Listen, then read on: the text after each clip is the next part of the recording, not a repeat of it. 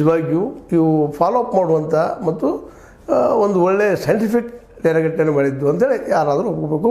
ಆದರೆ ದುರಂತ ಏನಪ್ಪ ಅಂದ್ರೆ ಇಂಥ ಆಟಕ್ಕೆ ಈ ನಮ್ಮ ಬೆಟ್ಟಿಂಗ ಅಥವಾ ಜ್ಯೂಸ ಇವೆಲ್ಲ ಬೆನ್ನತ್ತಿದ್ದು ನಿಜವಾಗಿಯೂ ನಾವೆಲ್ಲರೂ ಕಳವಳ ಪಡುವಂಥ ವಿಷಯ. ಈವನ್ ಸುಪ್ರೀಂ ಕೋರ್ಟ್ ಸಹಿತ ಈ ದಿಶೆಯಲ್ಲೇ ಕಳವಳ ವ್ಯಕ್ತಪಡಿಸದ ಅದು ನಿಲ್ಲಿಸಲಿಕ್ಕೆ ಆಗ್ತಾ ಇಲ್ಲಲ್ಲ ಅನ್ನುವಂಥ ಸಂಕಟ ಪ್ರತಿಯೊಬ್ಬರಿಗೆ. ಕಾರಣ ಇಷ್ಟ ನಮ್ಮ ಸರ್ಕಾರಗಳಿಗೆ ಒಟ್ಟಿನಲ್ಲಿ ಯಾವುದೋ ಮೂಲದಿಂದ ದುಡ್ಡು ಬಂದರೆ ಸಾಕಪ್ಪ ಅನ್ನುವಂಥ ಹಂತಕ್ಕೆ ಬಂದಿದ್ದರಿಂದಾಗಿ ಇಂಥ ಬೆಟ್ಟಿಂಗ್ಸ್ ಅಂತ ಜ್ಯೂಸ್ನಂತ ಇವಾಗೆಲ್ಲ ಏನಪ್ಪ ಅಂತ ಆ್ಯಪ್ಗಳನ್ನು ಮಾಡಿ ಇವುಗಳೊಂದು ಲೀಗಲೈಸ್ ಮಾಡಿಕೊಂಡು ಆಟ ಆಡಿಸೋದೇ ಕೆಲಸ ಮಾಡ್ತಾ ಇದ್ದಾರೆ.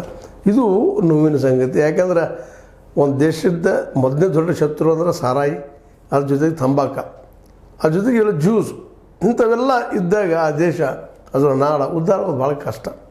ಆದರೂ ಅವು ನಮಗೆ ಬೆನ್ನು ಹತ್ತಿದ್ದೇನು ಬಿಟ್ಟಿಲ್ಲ, ಇಲ್ಲಿವರೆಗೆ ಇದ್ದಾವೆ. ಅದು ಇರಲಿ, ಮತ್ತೊಮ್ಮೆ ಚರ್ಚೆ ಮಾಡೋಣ. ಮೊದಲ ಇನ್ನು ಫೈನಲ್ಗೆ ಇವತ್ತಂತೂ ಯಾರು ಗೆಲ್ತಾರೆ ನೇರವಾಗಿ ಫೈನಲ್ದಲ್ಲೇ ಅಂದ್ರೆ ಜೂನ್ 3ನೇ ತಾರೀಕು ಯುದ್ಧಕ್ಕೆ ಹೋಗ್ಬೇಕಾಗ್ತದೆ. ಇದು ಒಂದು ರೀತಿ ಯುದ್ಧನ, ಯಾಕೆಂದ್ರೆ ಮಾನಸಿಕ ಯುದ್ಧ, ದೈಹಿಕ ಯುದ್ಧ, ಆಟದ ಯುದ್ಧ.